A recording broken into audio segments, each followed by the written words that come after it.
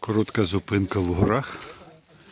Ми зупинилися випити чайку, поснідати по дорозі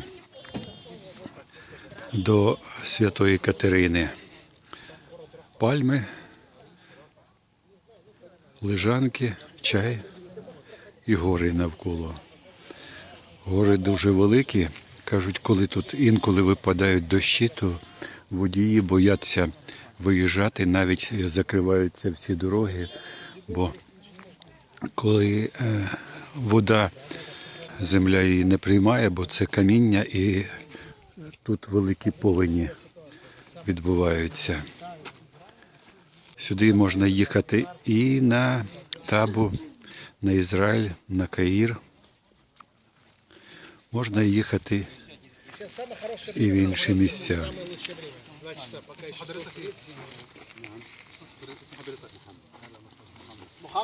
Это гора Святая Катерина, которая отсюда надо пешком 5 часов.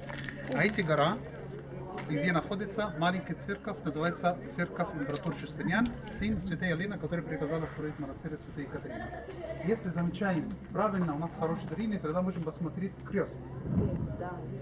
Очень давно туда монахи, которые ходили каждый день на молитву в церковь, которая на гору Моисея, они специально оставили эти кресты, чтобы могли бы знать дорогу, как надо пойти на обратном пути.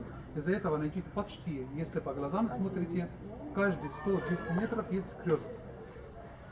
Так, отсюда совсем видно. Первое, видите? Самый первый вот там. Да, а вон второй там. Еще второй. И также, каждые 100-200 метров такая место, чтобы туда будет для них заметка, как можно возвращаться обратно после времени благословения в церковь. Так, получается, монастырь Святой Катерина, он один из самых старых монастырей, которые построили в конце 6 веке нашей эры, 542 года. Этот монастырь считается один из греческих культур, греческий монастырь. Как будем зайти туда, мы будем смотреть именно этот монастырь, и все информация написана первый, второй, греческий, английский язык. Монастырь был построен после того, что строили церковь Святая Елена. То есть в то место специально Святая Елена тогда приказал построить церковь для всех православных в той времена. Это было на 2 веке нашей эры, построили церковь, которая сейчас называется Церковь Святая Елена. Церковь Святая Елена находится по территории монастыря Святой Катерина, и она не могла и не успела именно приказать построить монастырь, поэтому ее сын, император Justinian, он приказал построить монастырь в конце 6 веке нашей эры, 542 года. И специально он построил и выбрал то место, чтобы туда именно будет выгодно и удобно для монахов, которые раньше жили, что туда могут защищать все монахи от бедуинов. О бедуинов обозначает не все люди плохие, но в основном чаще, когда тут не было никакого цивилизации, люди чаще бедных всегда приезжали и украли именно все деньги, которые они получили от монастырь и разных церков в Европе. Из-за этого специально они туда строили в конце 6 века вашей эры, что могли именно защищать все православные монахи, которые раньше жили в монастыре Святой Катерины.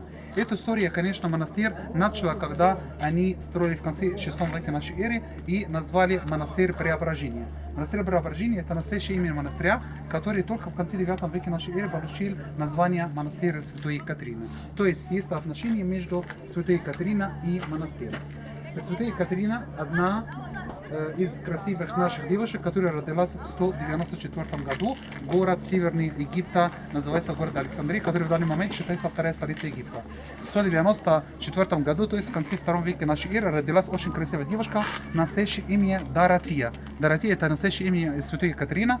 Она была без никакого веры она не приняла. Когда стала девушка 20 лет, уже во время императрицы римский император в город Александрия, который тогда проводили войны Египта, тогда запрещали полностью принять любая вера. А тогда в те времена она приняла христианство. За то, что он не был согласен и не хотели, что никакого новой веры будет в этой стране, из-за этого он отправил 5-10 человек от его народа, за то, что обсуждать с ней, что она больше перестала позвать людей именно принять христианство, и как раз по наоборотный результат, они пришли к нему, уже приняли христианство.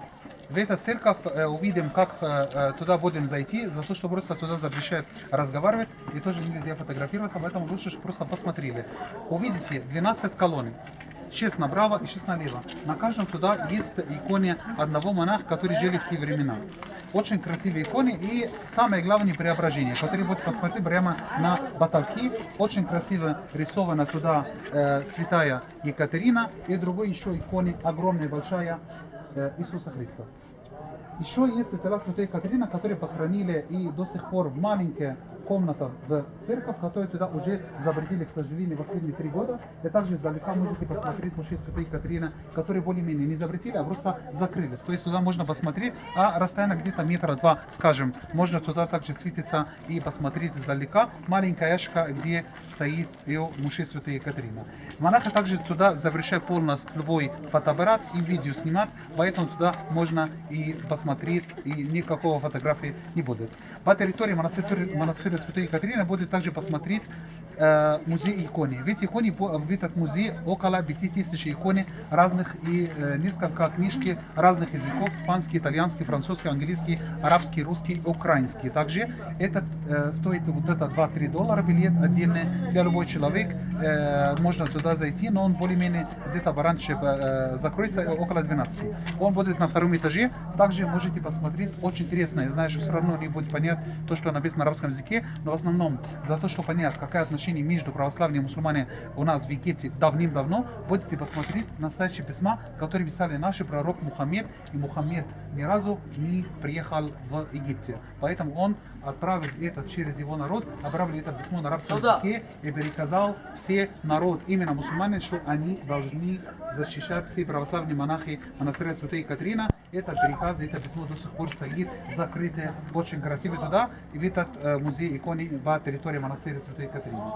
Еще Наполеон Бонапарт, как туда его народ захватили полностью Египта, также туда попали, и говорит, что, как и видите издалека, что стена монастыря святой Екатерина продолжается высота до 18 метров, поэтому замечаем, что самые низкие это самые старые, самые верхние это самые современные. Это за то, что самое верхнее место давно от этой стены монастыря упали, когда сюда приходили французы именно по Синайский полуостров.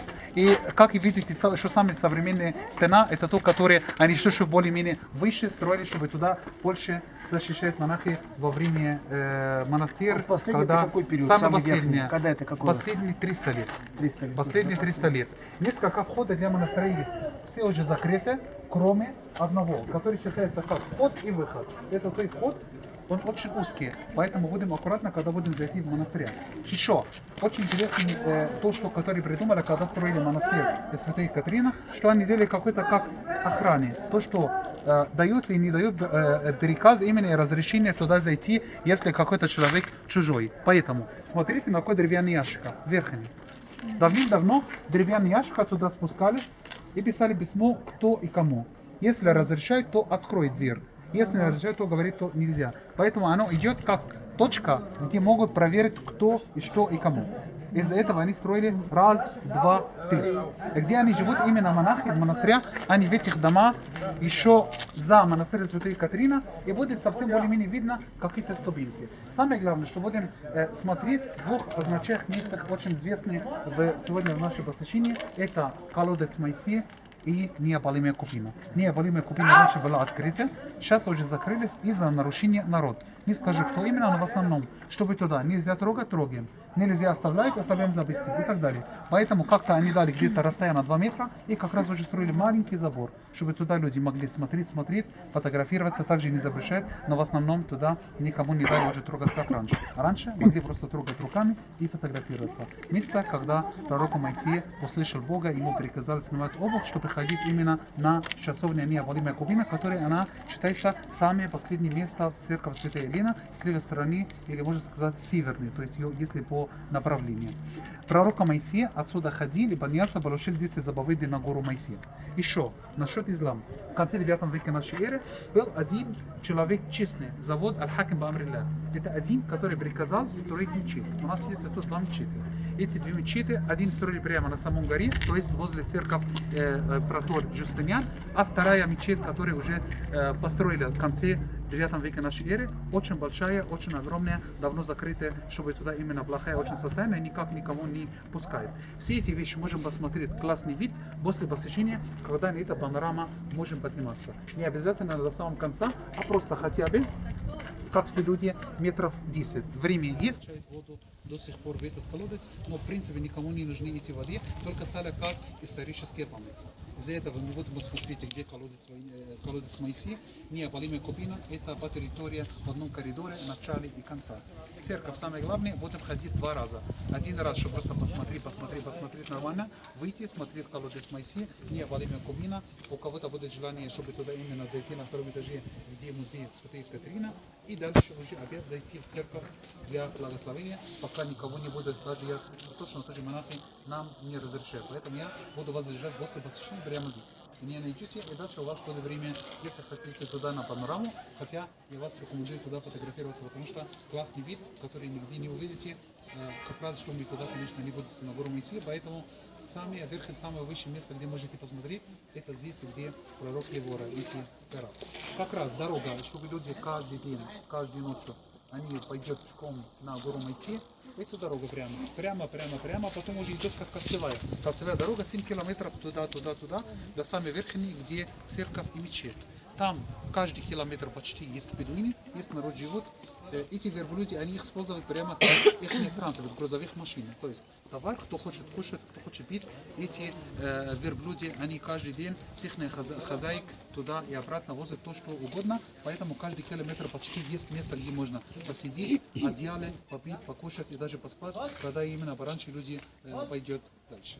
На этот сад очень интересное место, можно посмотреть. Это вид гостиница, маленькая гостиница, 80 номеров для приезжих. Именно паломники, которые приезжают чаще, именно, конечно, православные, насколько это чистая православная церковь, поэтому это именно для православных, которые приезжают из Иерусалима и Вифилеем с ночевки. Тут около 80 номеров и очень красивый сад, который сами охранники монастыря, то есть бедуины, и сами монахи каждый день работают на обратном пути с левой стороны. Я просто тогда вам не рассказал, поэтому я бы хотел на обратном пути, чтобы когда туда пойдем к автобусу, с левой стороны увидите много чего, овощи и фрукты растет, поэтому они сами постоянно занимаются в этот сад. Именно оливки здесь растет очень много, у них очень хорошее оливковое масло тут продают, поэтому это все настоящее, и сами бедуины, не знаю, если нет, конечно, просто мы защищали, поэтому закрылись, и иногда просто ради интереса они использовали, скачали воду через этого мотор. Время достаточно, самое главное, что говорят, что скоро начинается благословение. Поэтому нам главное благословение, что успеем, а потом уже после этого времени достаточно. Вход в церковь перед вас, вот вход в церковь, Святая Елена, выйти также с этого входа, выйти. Здесь вход, это главная направо церковь. насчет ступеньки, это где мечеть. Мечеть. Конец этого коридора, необолимая кубина и музей иконы. Базилика где? Базилика в церковь. Я вам сейчас я с вами туда зайдем, покажу, а потом, если время уже все, тогда можно уже и попасть нам в благословение. А где будет стоять? Прямо здесь Необолимая кубина. Дальше, конец коридора. Зелененький, да, не пальма, а туда. С левой стороны, со ступенькой, на втором этаже музей иконы.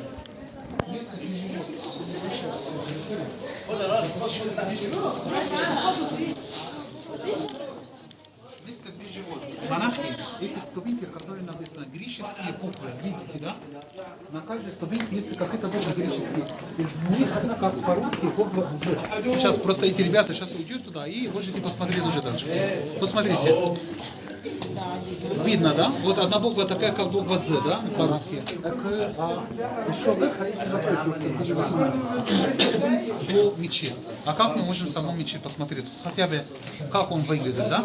После посещения туда, конец коридор, туда будет видно мечеть и церковь. Поэтому давайте успеем на церковь, и потом уже время у нас достаточно после благословения. Договоримся. Не разговаривать, не фотографироваться, ничего не трогать. Сколько людей ходит здесь? Оце знаходимося в церкві Святої Катерини, точніше церква. Оце зліва. Вона, як і церква Різдва Христова у Вифлеємі, вона схожа за архітектурою і за начинням всередині тільки трошки менша. От там ззаду видно гора Мосея. А це територія Катерининського монастиря. Наші туристи, а он там за парканчиком дерев'яним, бачите, то знаходиться неопалима купина. Давайте продолжим отсюда.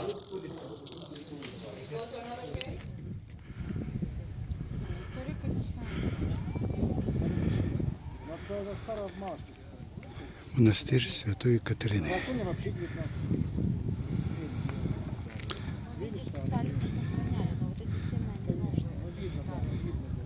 Вот только они самые, думаю, самые низкие. Последние 300 А вон дорога на гору Моїсея.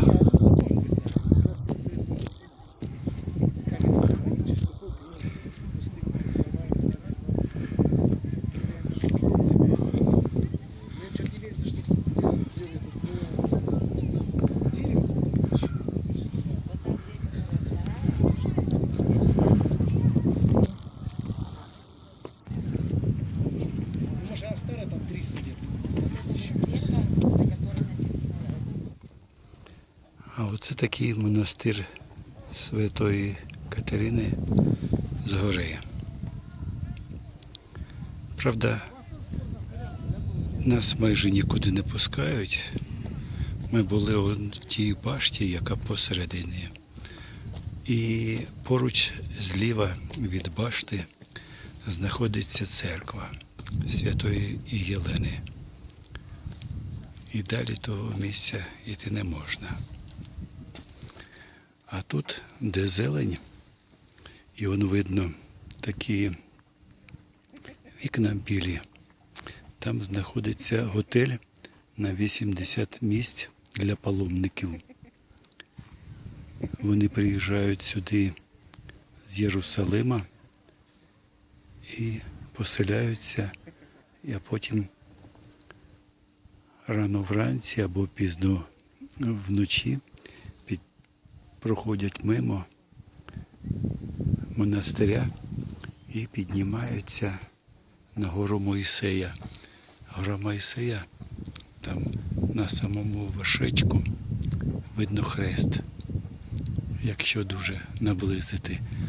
Але оце треба піднятися в обхід, це нам сказали майже 7 кілометрів. Воно люди, які вже спускаються з гори. І є ті, хто на верблюдах спускаються.